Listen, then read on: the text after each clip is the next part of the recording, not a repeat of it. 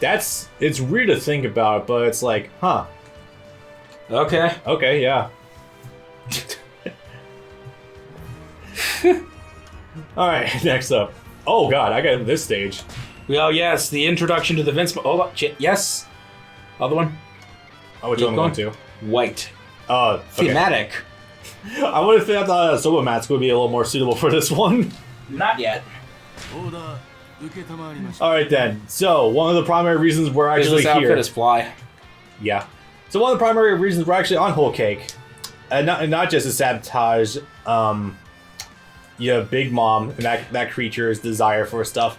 So, you remember the restaurant that Sanji worked at back on the East Blue? Baratier? Yeah. So, his dad trying to form Vince spoke Judge, trying to establish an alliance with the Big Mom pirates, took him hostage, and pretty much like everyone at that restaurant, which may or may not have been a bluff. I've never actually seen proof that they were actually like caught or anything. It's not that he actually has them hostage now.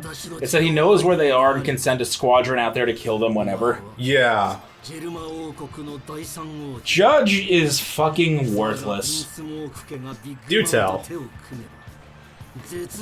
Despite being the king and ruler of the Germa Kingdom, somehow, somewhen, they don't go into a whole lot of detail, the Germa Kingdom lost their authority and their power within the government, and so they're trying to use the political marriage with Big Mom to regain some of their authority in the North Blue. I'm not sure how that works out, but that's the only reason why they used Sanji, because Sanji is my worthless son that I forgot about. I wouldn't dare give any of my beloved children to that gremlin.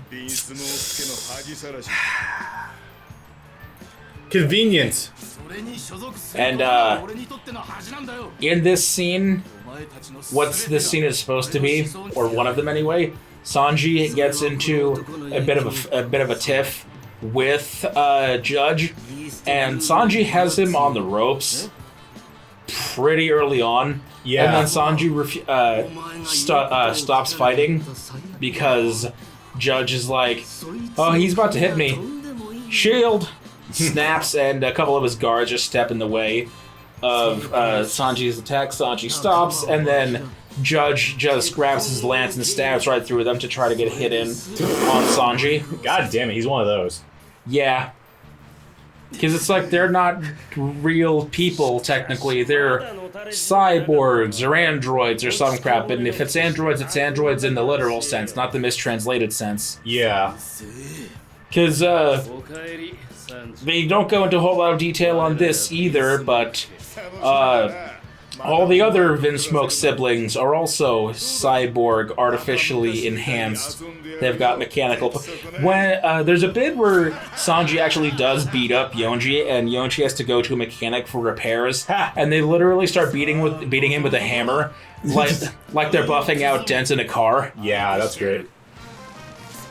Anyway, so Sanji's getting to his couple of them already. Hell yeah. Oh yeah, there's a bit where, hey, you're not allowed to cook anymore. Cooking is for the help.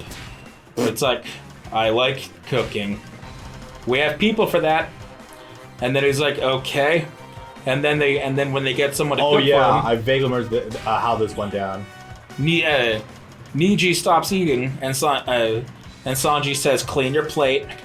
Don't take for granted the food that you have. You never know when you can run out of food. Yeah, because that whole thing with him nearly starving to death, what Zeph did still happen. So yeah. You took off the wrong one. No, it did. No, you took off full force burst enhancement. Oh yeah, I don't really use that one too much. It makes it last longer and it makes your burst more powerful. That's your transformation. No, resilience is the one that makes it last longer. Down? Yeah, we can squeeze it in. Because this is only like... Okay, so this is one of the very few fights in the game that actually is a one-on-one battle. Sort of. Sorta. With a few reinforcements here and there. So... Yeah. Oh, this is the first time I'm playing a Sanji this game, funny enough. Yep. Well, not in general, but for this recording session. Fun gimmick at this stage, the electrical fence. You can actually knock Niji into it, and it does damage, but also does damage to you, so be a little bit careful, but it's negligible. It doesn't really fucking matter. It's a sub condition. They actually expect you to knock someone into the wall. So Niji is like, this food's disgusting. I don't want to eat it. Then he calls in the beautiful chef lady that made it, and tries to throw it in, and tries to throw the ceramic plate that the food was on in her face. Yeah. And Sanji catches it, defends it, and starts eating the food off the floor. The rest of the boys start retching, and Sanji says, "This food is delicious. I would have been more than happy to eat it." The chef runs away. Later on, Niji goes and beats the shit out of her. Ooh, we actually have groups of enemies in here. We do indeed. You beat 150 enemies in like 50 seconds. Yeah, this is fucking easy. And then when Sanji finds us out and goes to confront Niji, Niji said, "Oh, okay, I see what this is about. If you wanted a concubine, you could have just said so." Ooh, God, fuck it. I would have left her alone if you just said that you wanted a concubine. You weren't kidding when you said that it took this long for Sanji to actually be redeemed fully as a character. Yeah. And Sanji loses his shit. Yeah. But he's not allowed to attack back, because if he does, off goes Zep's head, supposedly. There's that, but he also has some Celestial Dragon handcuffs. Which, oh yeah, that's right. Which not handcuffs, bracelets. Which if he tries to take them off, or if he tries to fight back, they're going to explode. And take his hands off. Take his hands, and then he'll never be able to cook ever again. Yeah.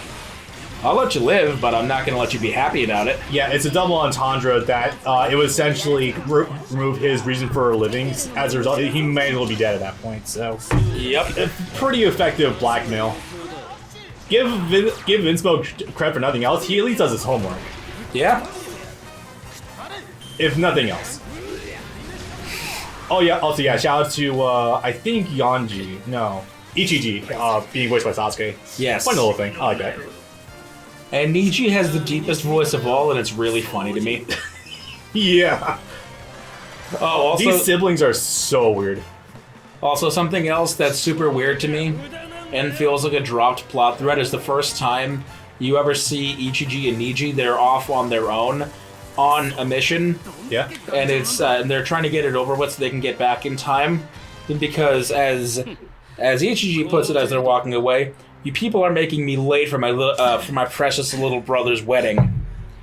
And then Niji's looking off in the other direction with a certain tone that says, "You never wanted to see him in the first place." And it's like, at first it makes it look like, oh wait, is Niji not evil? Is Niji maybe a dissenter? Does he also maybe have a problem with it? And then when he reappears 10 or 20 chapters later, and you see him like this, it's like, oh, okay. I still like Niji. I think he's the best one of the group, but it's a little disappointing that it looked like that there was gonna be something else about him, and that just didn't happen. Yeah. Yeah, if I can speak candidly, honestly, all three of the brothers kind of just blend together for me. And not for, like, the obvious fact that they don't have... Ichiji and Niji do. Yonji is kind of his own guy. Not for the obvious fact that, obviously, Reiju is the only one with tits, but also the fact that they all just kind of act like cunts to Sanji at given points. At least from what I've observed. Ichiji and Niji are theoretically stronger than Sanji. Yonji is decidedly weaker, so the first time they meet up off screen, even Sanji kicks his ass. I would also like to throw out a neat little classic thing of nature versus nurture thing, where Sanji started off being viewed as, when he was a kid, the worthless one among the litter, but training with under Zeph. Zeph too, but 2 years. Yeah, training under Ivankov for 2 years. Yeah, that kind of did put him pretty good against them. Yeah. Without, I assume, cybernetic enhancements. No. Well, from what we know. Okay, so here's the thing. They were all experimented on the same time. Sanji was the only one who the experiments didn't take. I see, okay. And that's because the experiment started in the womb, Oh. and and all their mother, Sora, was vehemently against the experiment, so she tried to drug herself or something, not in the traditional sense, something like intravenous, like some kind of injection, while she was pregnant with 5 children at once, to make sure that the experiments didn't work. But well, it only her goal only worked for 1 of the 5 children. So there's that. Well, and Reiju too, kind of. Reiju also still has some bout of common sense about her. Yeah, that's a good way to put it. Yeah, the other 3 are still right fucked though. Reiju is generally the only decent person among the siblings, from what we've immediately observed. Yes. She's the one who helped Sanji escape, from what I understand. Yes. Yeah. Okay, so there's a really funny part that doesn't happen until the end of the arc, but I'm gonna cut to it now, where after Luffy battles Katakuri and they're trying to get away, and they're on the water, they end up also coming across the Germa 66's water floating snail things that they transport with. Giant snails like the size of a house. Okay. And they catch them as they're getting away, and Judge talks directly to Luffy, asking, "Why do you want him? What's so appealing about him to you? Who all he does is cook, and he's not and he's not strong, and he's too sympathetic, and he's too nice, and he's a pervert." And Luffy's like, "Why are you describing Sanji's greatest qualities?" I love Luffy. And it's great because that's the last time. Because Judge has the most vexed face, most vexed expression on his face, and that's the last bit we see of him. That's fucking amazing.